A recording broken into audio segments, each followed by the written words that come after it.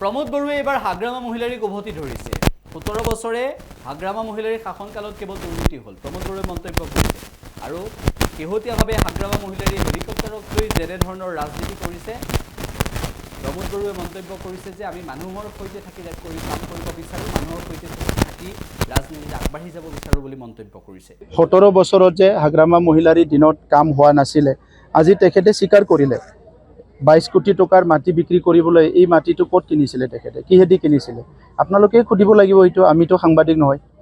গতিকে এই কামটো আপোনালোকৰ। আমি আমাৰ সময়ৰ কামটো কৈছোঁ।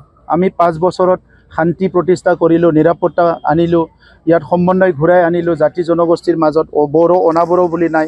৩,২৩,০০০ পৰিয়ালৰ মাটিৰ সমস্যা সমাধান কৰিলোঁ। ৭০,০০০ পৰিয়াল মাটি কিনা বেচা কৰিব পাৰিছে। বিভিন্ন কাম কাজবিলাক স্বাধীনতাৰ পৰা যিবিলাক হোৱা নাই, এই কামো আমি ইয়াতে এতিয়া আজি ৫ বছৰত কৰিছোঁ। আজি হাগ্ৰামা মহিলাৰীয়ে ১৭ বছৰ এইবিলাকে কৰি আছিলে। হোটেল বনাইছে, ক্ৰেচাৰ বনাইছে, হস্পিটেল বনাইছে, নিজৰ কাৰণে অগাধ মাটি কিনিছে। বৰপেটাৰ পৰা লৈ পেলাই বিভিন্ন জেগাবিলাকত য'ত যায় তাতে হাগ্ৰামাৰ মাটি, বাথৌখেৰাই ৰিজৰ্ট বনাইছে 5 ষ্টাৰ ষ্টেণ্ডাৰ্ড।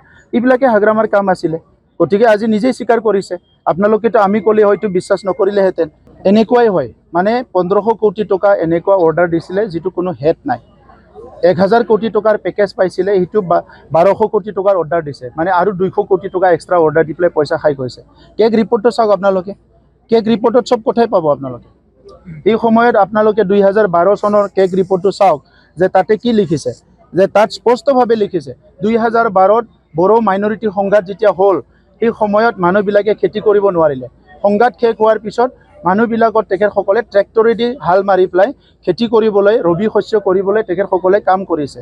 এইটো ঠিকে আছে, হাল মাৰি দিয়ক। ১০ লাখ টকা মানে তেখেতসকলে দেখাইছে।